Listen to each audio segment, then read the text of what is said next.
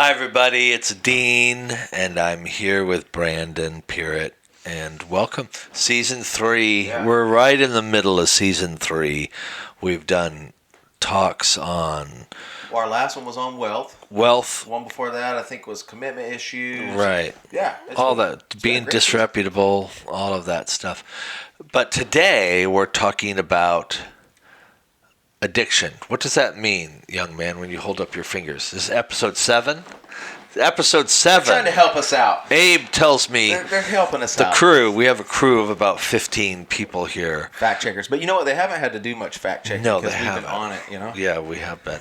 This is episode, according to Abe, who is the executive producer, we are episode 7, and we're going to make it about addiction. Let me tell you a story. All right.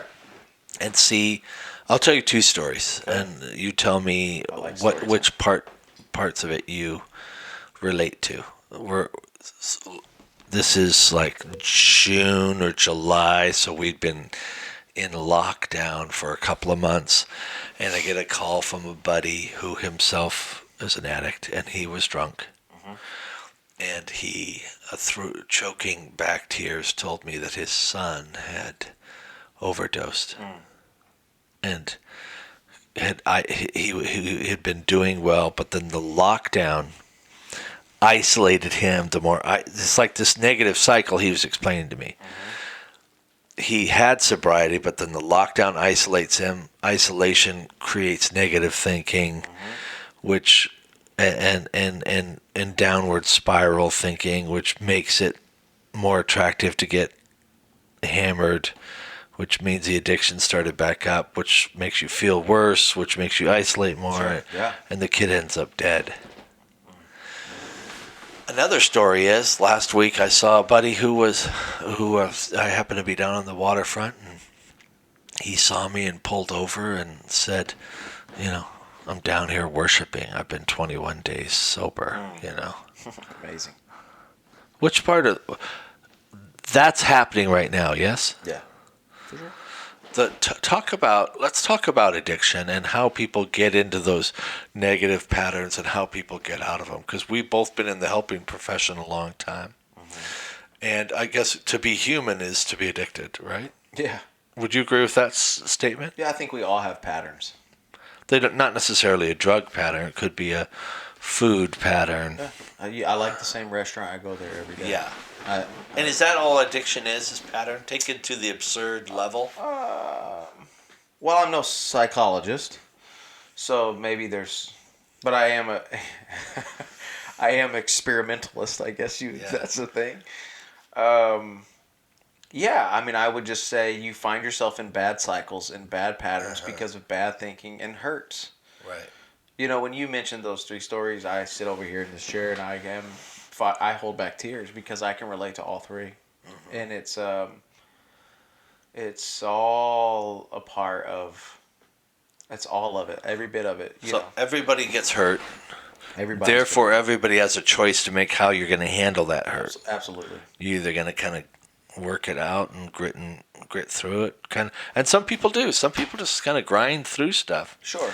But other people, they have too much to drink, or they eat, or they do porn, or they do... Yeah, I think there's just, when you say, and I'm sure when someone reads this or listens or sees the topic or the heading, it will intrigue them because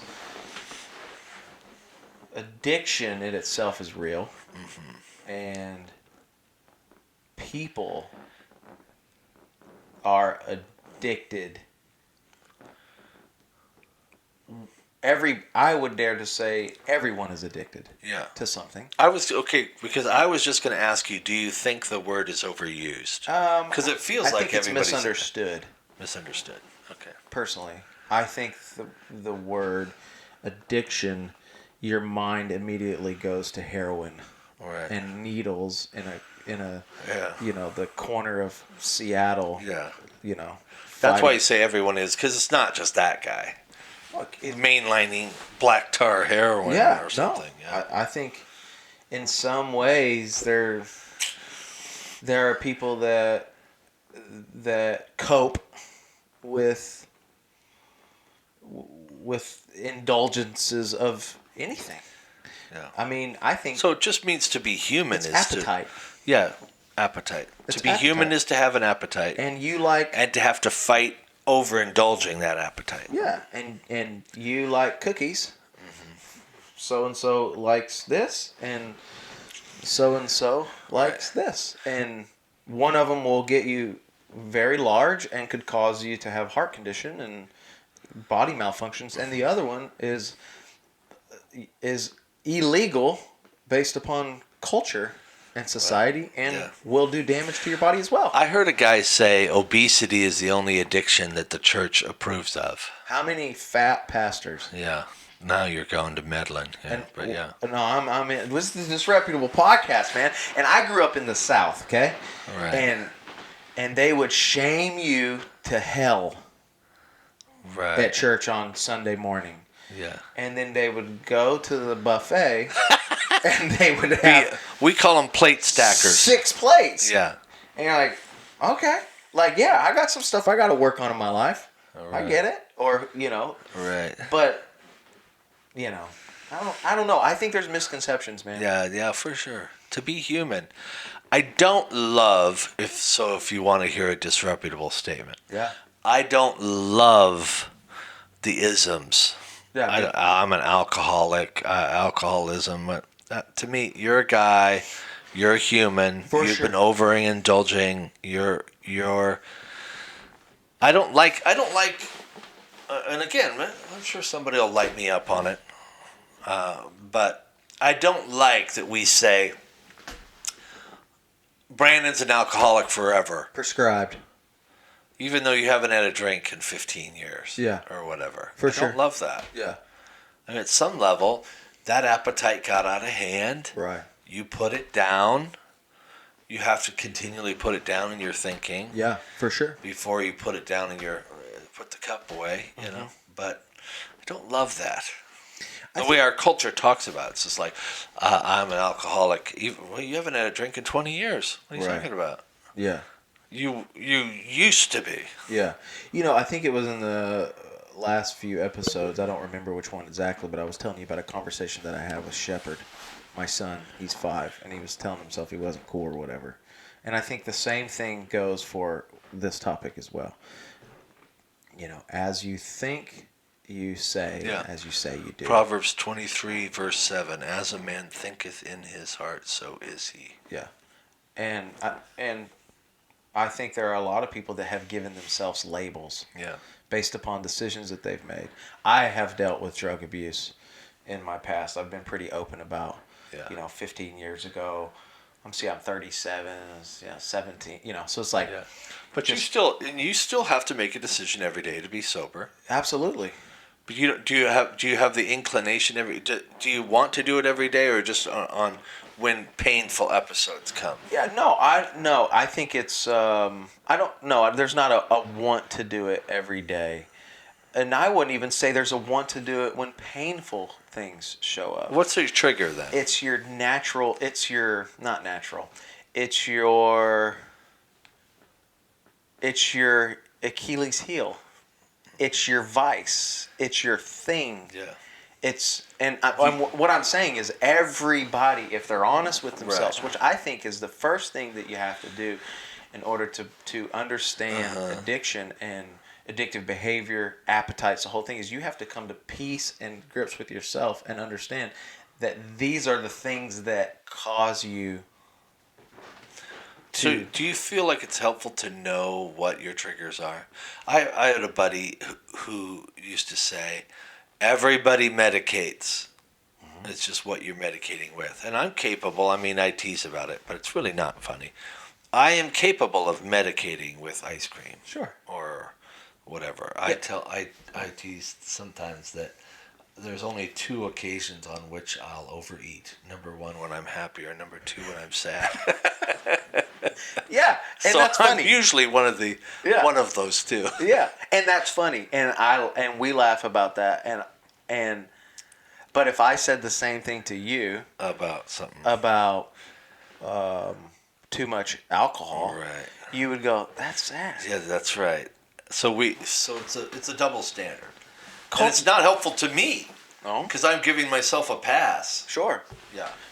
And I think, I was going to ask you, do you think, and then I answered my own question, I think a lot of it is cultural too. I think a lot of it is society. I think a lot of it is the way that we've allowed certain things to happen based upon decisions, power, government, if you will. You know what I mean? Give me more on that. Well, for instance, you have in certain places, it's 100% shamed on to have any sip of alcohol. Okay? And then in the streets of Oregon, Portland to be exact, it is now legal to have a certain amount of cocaine or heroin. Yeah. So government gives power, government gives permission, and then all of a sudden it gives people power, it gives people the authority to say, oh, well. Yeah. But in another area of society, it's completely frowned upon, so then it almost causes, because you have no authority, you have no permission, then you have two choices. You either rebel, or you listen and understand. I think that's really a great observation. I had a funny thought one day because in the state of Washington, we have made marijuana legal, and in Colorado and other states. We were making marijuana legal, and in New York City, they were outlawing big gulps. Because they were saying, oh, that's making people diabetics and obesity, and we got to punish. Now you can't buy a big gulp in New York, but you can buy weed. Right. Yeah. What? Yeah. Yeah. This town, Tacoma, Washington, where we're sitting right now, I mean, you can go down to the waterfront, and pretty well every time you go down there, you're going to smell weed. Yeah. But if you're smoking a cigarette or a cigar or something, people go, oh, so secondhand smoke. But it's like somehow the culture has... Yeah. That's very interesting. Yeah. But if you go back to the original thinking of and feeling and emotions and patterns, it's all a way to numb. It's to numb numbing feeling. Pain. Yeah. When you first how old were you when you first started using 14 drugs? Well, when I smoked my first. 13 was when I smoked my first cigarette. So silly. Like, I thought it was so cool. It's the most ridiculous thing ever. And then at 14, I took the first hit off of a joint that I didn't get high. Like I was like, oh, I'm one of those ones that's like incapable of getting high. But you found out later, not so much. I was like, I need to try this again, Right. And and then that became like a weekend thing, sporadically. It was like, you're 14 in Cleveland, Tennessee. It's like, how easy was it to find weed? It was pretty hard. Was it? Yeah, because I mean, it's not at every store now, So, yeah, I was 14. And you're trying to numb what pain? Did you know you were trying to numb pain, or were you just trying to have fun? I think a little all three. I think there was pain, fun, acceptance, intrigue. I was intrigued by experimenting. I think there was a lot going on in 14-year-old I heard BP. someone say, and I think it's true, that you have the choice to say yes or no to your first drink, but probably won't have the chance to say no to your last one. Yeah, that's good. I mean, it by the time you get to but most people never get that. Most people can have a glass of wine. Maybe they have it every day. Yeah, I would push back. Would you? Yeah. I know a lot of people who drink wine. And I don't care what people say. You drink alcohol because you can get what you want out of it. Every time. Every time. So when people are like, I don't get drunk, then don't drink it. I'm just being honest with you. But you're saying even at a little bit, it gives you something. You can get it. You can take. It's what they call take the edge off. Right. Now, I guess technically speaking, I would be a drinker. Okay. I have a beer. I mean, I don't know. Maybe I have a half a dozen beers a year. Sure. I don't drink hard alcohol. I don't like wine. Right. But on a nice day, I'm capable of it. And I've gone. I've gone years, maybe a decade, without having one beer. Right. Yeah. So it's never been important to me. Do you still occasionally have a drink? Yeah. I don't. Yeah. How do you process that? And what do you want for Truly and for Shepherd? Because yeah. I can answer that one because I think about that all the time. I want my kids to not be afraid. Right. I want my kids to not have to hide anything. And that's kind of where I came from. That's why I sort of like I want to model for my kids that it's not a magic. It's not taboo. Yeah. Don't get drawn to it because it's like, ooh, what's that? Nobody, and don't disrespect it either. Totally. It can be dangerous, like a car. Absolutely. I use a car. It's a great example. But a car could kill somebody too. Mm-hmm. You gotta respect it. Absolutely. Yeah. I don't want my kids to have to feel like they have to. And if they have questions, I want them to talk to me about anything. Yeah. And we could talk many subjects about that. For me, personally, when I was 22 years old, I had to lay it all down because every bit of it was in the medicine cabinet. It wasn't in the refrigerator. It wasn't a cooler. I see. You were past that. It was you were doing it because it was medicating every bit of everything. Yeah. So when I decided I'm going to get clean and sober, there was no like let's halfway do this. Did you stop the alcohol at that point too? Every bit of it. Okay. Every bit of it. So it's only recently that you started to. Yeah, because I felt I enjoy alcohol by its flavor and its taste. I can taste the difference, but I had to make sure that I was in a mature place that I could have a drink again, and it not send me back to there. Right. And I asked myself, was that scary? Yeah. Do you ever scare yourself still? I scare myself every day when I wake up. Really? No, I'm just kidding. To some extent. Because you have a healthy respect for it. Would you say you have a healthy respect? I have a healthy respect. I've grown a healthy respect for me. And because of that, I am always asking myself, what is the motivation here? Mm-hmm. And sometimes I lie to myself. Like I think we all do. And you got to catch yourself. And I have to catch yourself. That's good, bro. All this is just... I appreciate your honesty because I think a lot of people are like that. We have to catch ourselves and go, nah. Yeah. I can't. I got a down respect. But once again, it's okay. So this is a topic of drinks or whatever. But what's the topic of or appetite of choice for someone else? Yeah, okay, so I have a theory. Okay. Right? And I see this in you and me. We're opposites in this regard. Mm-hmm. I think that some people are drawn to addictions that put them out of control. And that seems to have been your pattern, where you want to turn off. You use those... Yeah. Turn off the pain. Yeah.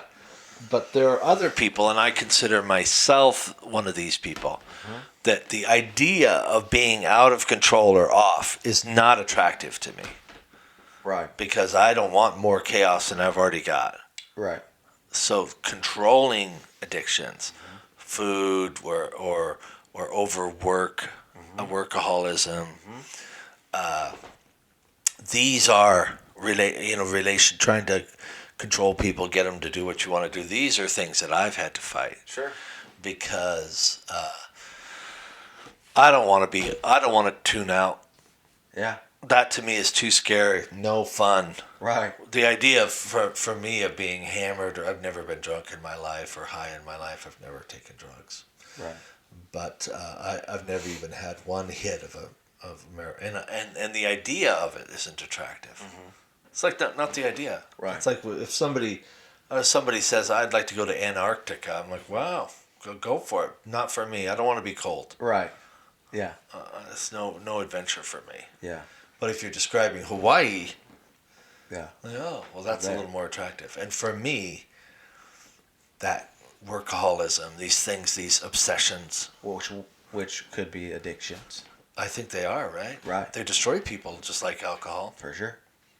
People give up their marriage for pills. Absolutely. People give up their marriage for jobs. Absolutely. The net effect is the same. So in that way, we're the same, but we're different. Yeah, totally. Yeah. I was. This is about being human. These are human problems. 100%. When we said one of our more popular podcasts is one about commitment issues. Not everybody has commitment issues. Right. But everybody is fighting to control their appetites. You started with the word appetites.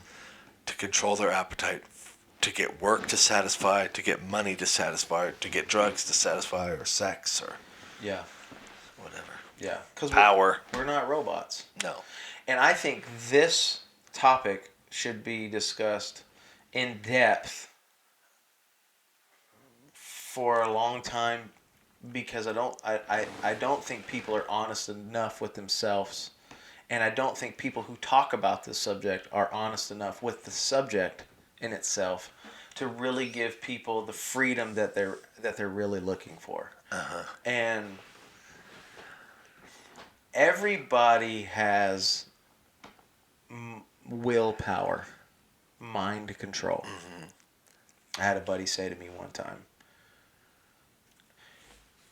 the only difference in you and me is that whatever you put your mind to, you'll actually do.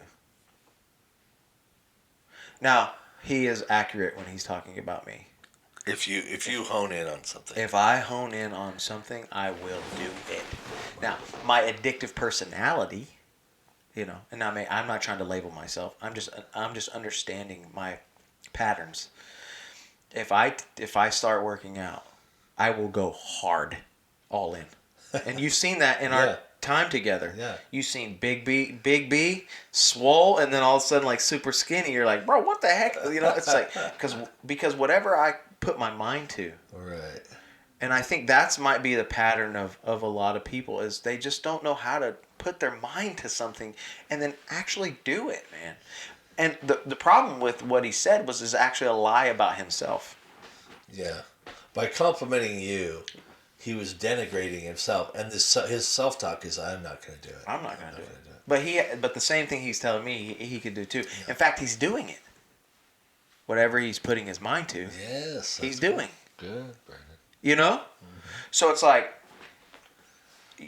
it's shifting. It's shifting the way that you process and you think. You have turned me on to a guy named Grant Cardone. Yeah. The day to meet him would be very inspiring, because I appreciate his journey, and not to hear talk about his journey, but he's one of the most successful humans out right now, doing great things for society, and also he battled some of the same similarities that I battled. Right. He was 37 years old, which is the age I am now, so I got a little head start on him. He decided, gonna get busy. I got to get to work because that's not going to help. And just, I don't know, I think everybody has that in them. They just have to have something big enough to live for, that they'll stop killing themselves every day. Yeah. And I think that's a problem, that people don't have something big enough to live for. Yeah. So good. I love it, man. I'll just die today. I'm proud of you, and to watch you build a great life, Yeah. Because it didn't have to be that way. I've seen a lot of people in the ministry who just haven't put it down for whatever reason. Right. And I bless you, because you have a beautiful family, and they're worth fighting for. And I want to thank everybody who's listening. I love you. I know we're not addiction experts. Yeah, no. So this is not the psychology talk. Psychology gets into the thinking. There are people that probably understand that better. We're not physicians, so we don't understand how that piece works. But we are practitioners in the helping profession, and we both lived it. And we're both humans, and as you said, not robots, and people of faith. Yeah. And we have found something transcendent to lift us out of our own humanity. Yeah. And it's possible. That's what I want to say to everybody who's addicted. And if people, I've said this to this young man I was talking about not 10 minutes ago. If you took everything in your life as serious as you take this addiction, you would be a millionaire. Yeah. Working so hard to get the next whatever, Absolutely.